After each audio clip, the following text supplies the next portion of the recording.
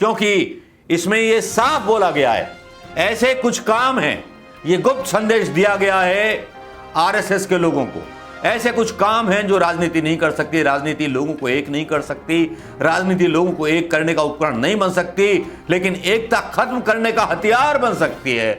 ये जब मारे जा रहे थे, अखलाक मारा जा रहा था, तब बयान आता, तब मैं समझता जब एक शिकारपुर में एक इंस्पेक्टर की हत्या हुई थी।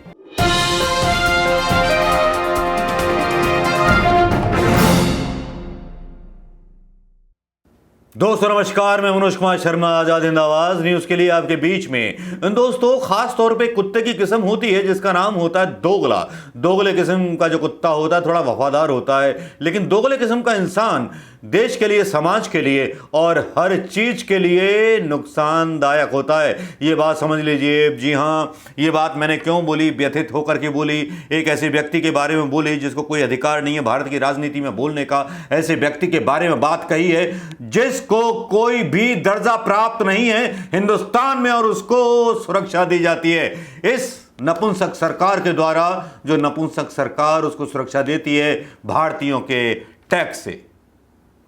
घोटालों की बात तो छोड़ दो साहब, घोटालों की बात छोड़ दी, घोटालों की बात ही नहीं करते। लेकिन जब दोगली बातें होती हैं, दोगली चीजें चली जाती हैं, दोगले शब्द बोले जाते हैं, कभी कुछ कभी कुछ कभी कुछ, तो थोड़ा सा पारा चढ़ना स्वाभाविक होता है। समझ में नहीं आता कि जो सामाजिक संगठन था आरएसएस, उसके बोल किस तरह से बदल जाते हैं। कभी आरएसएस के भागवत चीफ, बड़े विचारक, बड़े दार्शनिक, लगता है जैसे हिंदुस्तान के सारे मठों के शंकराचार्य यही हैं, हिंदुओं का ठेका इन्होंने ले रखा है। ठीक है साहब, ये बयान दे दें कुछ भी तो यही डिसाइड करेंगे कि हिंदू क्या करें क्या ना करें। ठीक है साहब, पहले बयान देते थे कि साहब जो देश में रहने वाले हैं, सिख हो या कोई भी हो, वो हिंदू हैं। क्या विचारधारा थी, क्या फलसफा था। लेकिन इन साहब का एक भी बयान कोरोना के टाइम पे लावारिस मौतों के ऊपर नहीं आया।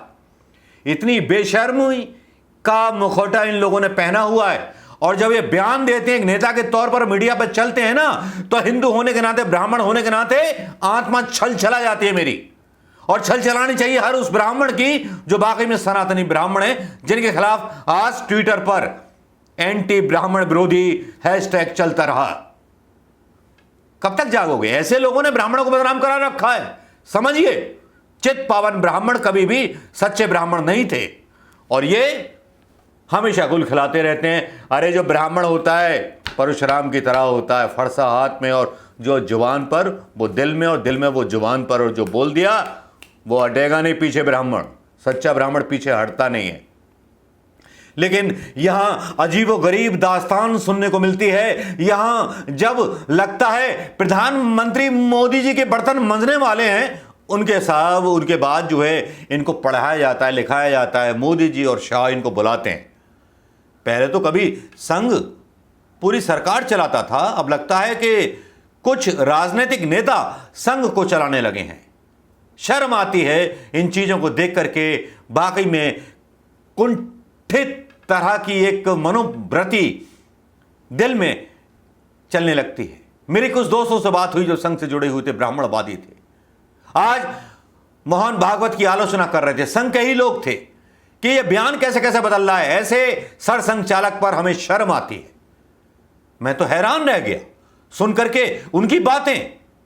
कम से कम मैंने सोचा कि शायद गुस्से में बोल दिया होगा, गैस का कनेक्शन ज्यादा महंगा हो गया होगा, गैस इनके पास नहीं है तो शायद बोल रहे होंगे। लेकिन मैंने कम से कम 100-200 लोगों को आज फोन किया, संघ के ही लोगों को जो मेरे संपर्क में रहे हैं, जिनसे मेरी वैचारिक मतभेद रहता है। लेकिन जब इस बयान के बारे में पूछा गया, जो बयान दिया गया मोहन भागवत के द्वारा, वो वाकई में इतना शर्मनाक था, जो हिंदू सनातन धर्म के उस वादे पर चोट करता है, उस इरादे पर चोट करता है, जिसकी ध्वजा लेकर के संघ जो है बड़ा अपने आप को गौरवान्वित महसूस करता है। वो गौरवान्वन कहां चला गया मोहन भागवत साहब, जिसके बारे में बात की जाती थी?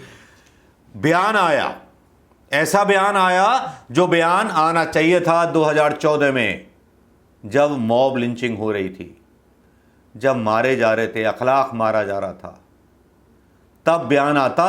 तब मैं समझता जब एक शिकारपुर में एक इंस्पेक्टर की हत्या हुई थी, उसको मालाएं पहना करके सम्मानित किया गया। क्या मोहन भागवत उसके बारे में बोलेंगे जो आज उनके बारे में आज मैं बात करने वाला हूं?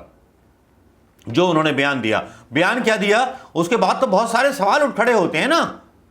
ये देशभक्त हैं, देशभक्त नहीं है। अंग्रेजों के दलाल थे, नहीं है। समझ में नहीं आता ये हैं क्या आइटम। इन्होंने बयान दिया, लिंचिंग करने वाले हिंदुत्व विरोधी, मुसलमानों को देश से जाने के लिए कहने वाले हिंदू नहीं। आरएसएस चीफ मोहन भागवत, बयान सुनिए। लिंचिंग करने वाले हिंदुत्व विरोधी, मुसलमानों को देश से जाने के लिए कहने वाले हिंदू नहीं। तो जो ये बात कह रहे थे भारतीय जनता पार्टी के लोग, और एनआरसी और सीएसी पे जो अमित शाह ने बयान दिया था, तो मोहन भागवत ने उनका इस्तीफा अभी तक क्यों नहीं मांगा? बनता तो है ना। खबर यह है, खबर पढ़ के बता देता हूं आपको थोड़ा सा। राष्ट्रीय स्वयंसेवक के मोहन भागवत ने कहा है कि लिंचिंग करने वाले हिंदुत्व विरोधी हैं। उन्होंने राजनीति को एकता खत्म करने का हथियार बताते हुए कहा कि भारत में रहने वाले सभी लोगों का डीएनए एक है, भले ही वे किसी भी धर्म के हों। मुसलमानों को डर के इस चक्र में नहीं फंसना चाहिए। भारत में इस्लाम खतरे में है। उन्होंने ये भी कहा कि जो लोग कहते हैं मुसलमान इस देश में नहीं रह सकते, वे हिंदू ही नहीं है। मुस्लिम राष्ट्रीय मंच की ओर, अच्छा, मुस्लिम राष्ट्रीय मंच में आयोजित एक कार्यक्रम में ये बात बोल रहे थे। मतलब मंच देख करके कुछ भी बोल दो तो यार, दोगले लोगों का क्या विश्वास करोगे?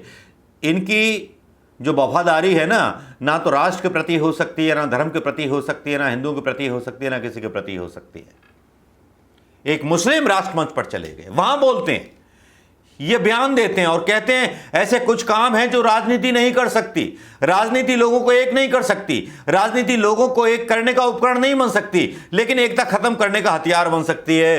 अब इन शब्दों पर गौर कीजिए दोस्तों, ये बहुत इंपॉर्टेंट शब्द है जो बोला मोहन भागवत ने उस आड़ में, जिस आड़ में ये बोला गया, ये दिखाने के लिए, मुसलमानों को भरमाने के लिए दिखा कि हृदय परिवर्तन हो रहा है मोहन भागवत का। लेकिन यहां जो बोला, फिर से बोल रहा हूं एक बार, ध्यान से सुनिए, ऐसे कुछ काम हैं जो राजनीति नहीं कर सकती। राजनीति लोगों को एक नहीं कर सकती। राजनीति लोगों को एक करने का उपकरण नहीं बन सकती, लेकिन एकता खत्म करने का हथियार बन सकती है। ये छुपा हुआ संदेश संघ के लोगों को है। उत्तर प्रदेश के चुनाव होने वाले हैं तो संघ के सारे लोगों को है कि आपको यही सब काम करने जो मैं बोल रहा हूं। अब जब ये लोग एक मुस्लिम मंच पर आते हैं और जब ये सारी चीजें बोल जाते हैं, तब समझ में नहीं आता कि मीडिया की खबरें कौन सी हैं जो ब्रेक करके दिखानी चाहिए और कौन सी खबरें ये दिखाता है। एक तरह से मोहन भागवत ये बोल रहे थे कि अब जो है समय आ गया है एकता खत्म करने का राजनीति के द्वारा। ये उन्होंने बोल दिया। मैं लास्ट का बयान कोट करूंगा, एकता खत्म करने का हथियार बन सकती है राजनीति, ये उन्होंने साफ साफ बोला। तो जाहिर बात है कि मोहन भागवत कहां वार कर रहे थे, जिसको हेडिंग दिया गया था लिंचिंग करने वाले हिंदुत्व विरोधी, मुसलमानों को देश से जाने के लिए कहने वाले हिंदू नहीं।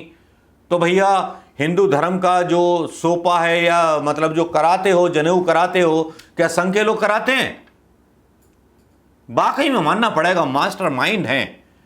आपने संदेश दे दिया कि यूपी में दंगे कर दो, और ये दंगा फैलाने वाला बयान अगर ट्विटर पर आता है, कहीं भी आता है, तो मोहन भागवत के खिलाफ एक केस दर्ज होना चाहिए, एक एफआईआर दर्ज होनी चाहिए कांग्रेस की तरफ से, क्योंकि इसमें यह साफ बोला गया है ऐसे कुछ काम हैं।